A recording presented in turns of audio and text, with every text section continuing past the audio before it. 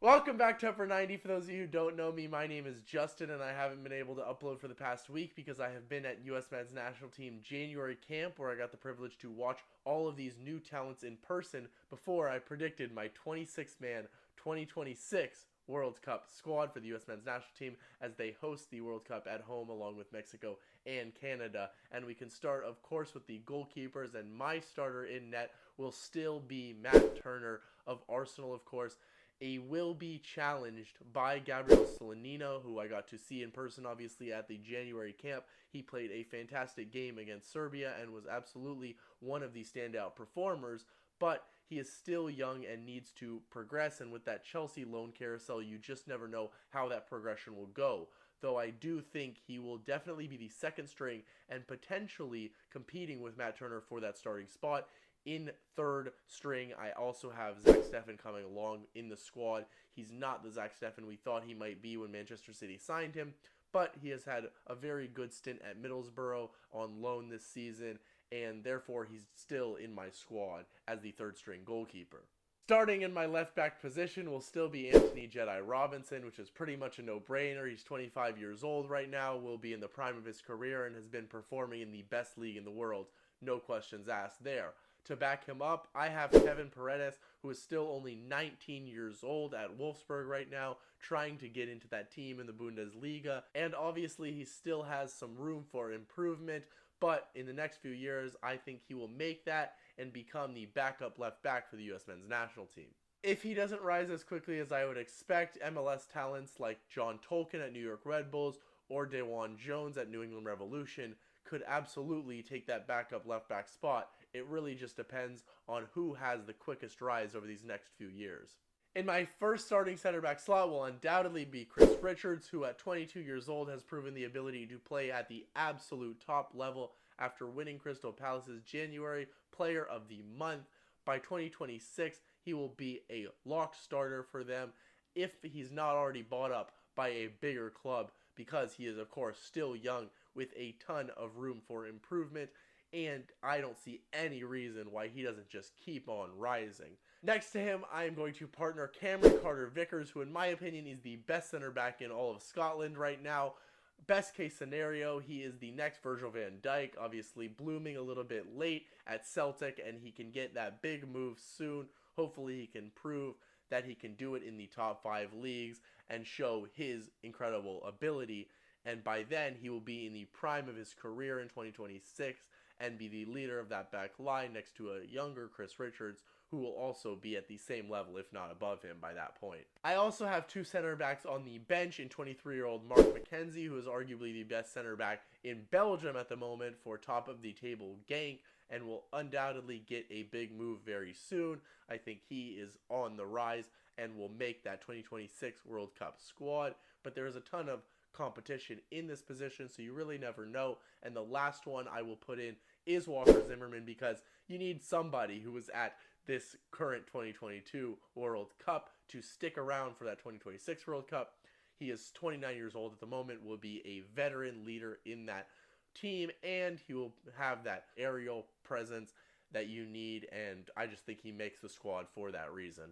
Oh, hey, YouTube tells me that the majority of you who watch my videos aren't subscribed, so let's fix that by hitting the subscribe button in 3, 2, 1.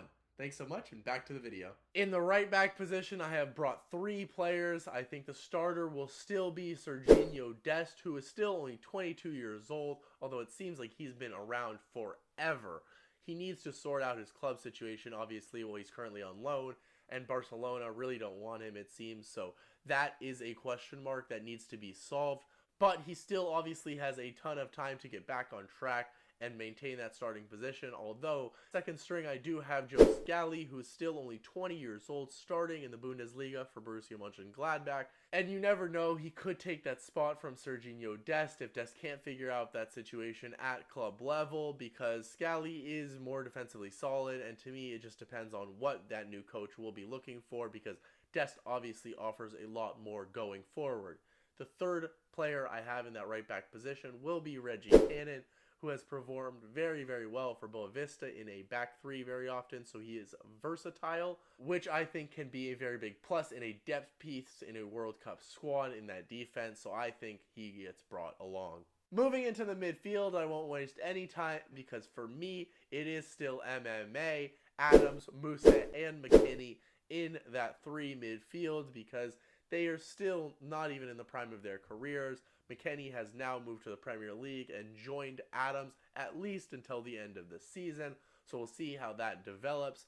But those three, absolutely the lock starters, no question. The bench is where it gets a lot more interesting in midfield though, and my first pick is 19-year-old Paxton Aronson, who just got his big move to Eintracht Frankfurt, and while he has to learn to settle in there and find a spot, I have no doubt he'll have the ability to do so. He was fantastic at Philadelphia Union, and a lot of people are saying he is the better of the Aronson brothers, which is high, high praise. I would also bring along Georgi Mohalovic, who also got a recent move to AZ Alkmaar in the Eredivisie, where he has settled in flawlessly, getting a goal and an assist in his first 4 matches. And after making MLS look easy in his time in Montreal, I have no doubt he'll succeed in the Eredivisie and get another move before the 2026 World Cup, probably to a team in the top 5 leagues. He is extremely creative, and although he does play in that pure number 10 role at AZ Alkmaar, which the US doesn't have, he is versatile and can move around, and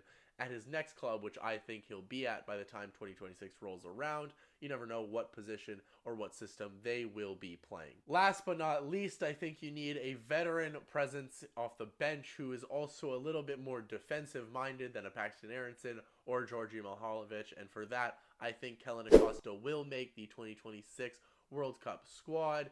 He can play that 6 or the 8, wherever it needs filling in, whether it be injuries or things just aren't working out at the tournament.